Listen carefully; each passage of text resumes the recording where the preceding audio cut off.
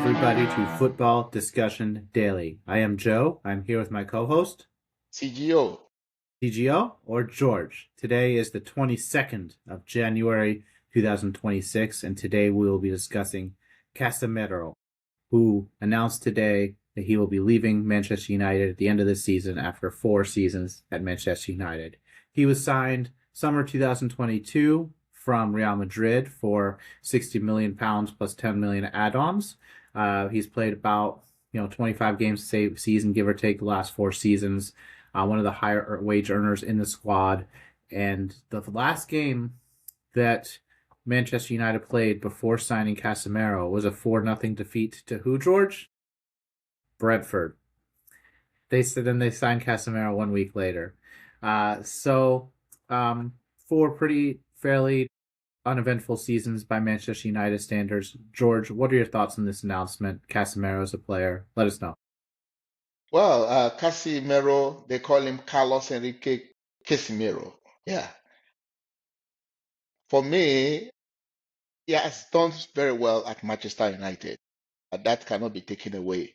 I guess the reason why Manchester United is not trying to trigger the clause that gives them the right to extend his contract by an additional year is based on his salary, the salary earns, because he has a wage of about £350,000 per week. That is a lot for somebody who is 33 years, and by February the 23rd, they will be 34. So paying such kind of wage is not something any club in Europe would like to continue with. So it's not about his performance. If it's performance-wise, outside Bruno Fernandes, the next midfielder I see that has done so well in Manchester United since Casemiro came to that club is Casemiro. He has been very, very good. Apart from few times where he gets some kind of cards that unnecessary. Sometimes he even gets a red card.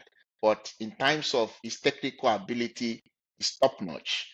The only thing is that he's aging, and then when it comes to pace, he's not as pacey as he was when he was playing at Real Madrid. But all of us know what Casimiro can do. Somebody who has won 5 Champions League with Real Madrid is not a joke. He has won 3 Spanish La Liga, and coming to Manchester United, he has won the FA Cup. He has also won the Carabao Cup. So for me, he has done so well. It's not about performance, but we all know the wage is where the problem is. In my opinion, George, if he was willing to take a wage cut, he could contribute to a lot of teams at Europe. As the players age, I see players who are able to contribute, 30 to 60 minutes once a week instead of 90 minutes twice a week. I still think a 34-year-old player is better than a 28-year-old player if he's healthy. I mean, there's health risks too. As you get older, you age. But if you're healthy and you can perform, a 34, 35-year-old player, maybe not 90 minutes twice a week, fully capable. And when I see Casemiro this season, I see that. I see that he's, for spurts, as good as he ever was. And I do feel like he's been overpaid at Manchester United. If he was a 20 million signing who was getting paid 200K a week, I feel like his wages would be a non-issue. But Manchester United are overpaying him just because they're in a spot where they have to overpay anybody to come there. But yeah, I do feel like 350K is a lot for a player who really isn't capable of playing 90 minutes twice a week. We talked about other players who was good players who are overpaid, like Gahey on 300K a week for 6 years. I think that Casemiro is that type of wage ruins a wage structure at a club, which is really important, and especially when ownership wants to control costs. I do feel like a lot of players at 34, their ego wants them to play 90 minutes twice a week still. We've seen some players flame out of Europe because they insist on that. And I do feel like Casemiro might, chase the money. We'll see, though. That's his prerogative. He's done everything. He's accomplished everything there is to accomplish in Europe. But if that's what he wants at this stage of his career, he's definitely earned it with everything he's done the last 15 years. No, But no, no. If he wants to continue earning £350,000 per week or more, then you know where the destination has to be. Then you have to go to Saudi Arabia, yes, where they pay so much money. I don't think any club in Europe will be ready to pay that kind of amount. Not even in his home country, Brazil. I don't see any club paying him that kind of money. So it depends on what his priority is. If he wants to still play in a very competitive league, then he will have to bring his wage down. If he's more interested about making money, then he knows where to go. He has to go to Saudi league or one of those Arab leagues where they pay very huge amount of money. Yeah, yeah. Some guys still keep that competitiveness in them. Like I do feel like, you see your James Milners or Kevin De Bruyne's who into well into their 30s are trying to just get as many minutes as they can at the most competitive level possible, even though they've really won everything as players. I really enjoy players who do that into their late 30s. I think it's a really cool thing.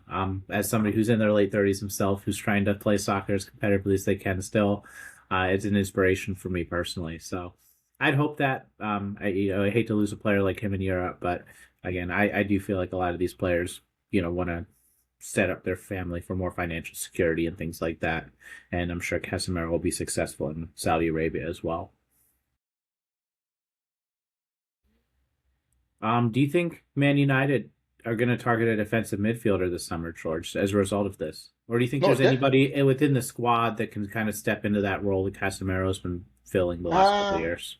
I believe for Manchester United to come out and say that Casemiro will be leaving because they've also confirmed the news that he'll be leaving. I believe they have a plan of getting a replacement, and that replacement has to be a very young player.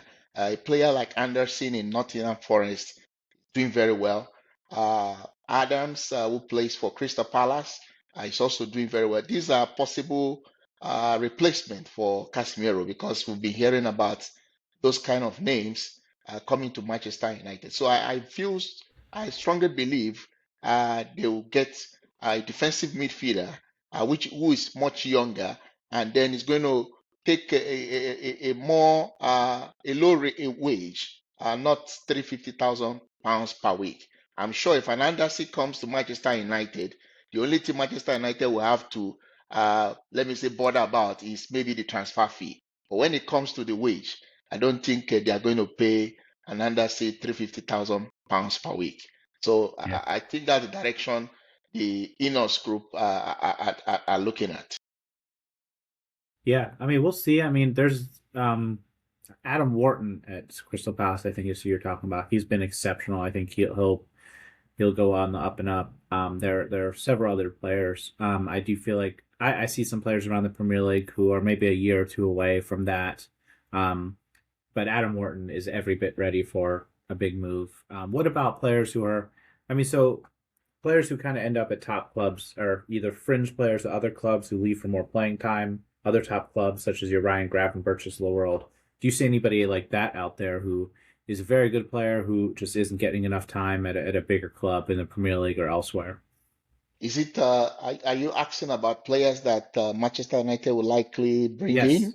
Yes, yes, Uh, yes. there was a time they talked about, they've not really been talking about maybe players in other leagues like that, because at some point we knew they were talking about Carlos Baleba of Brighton.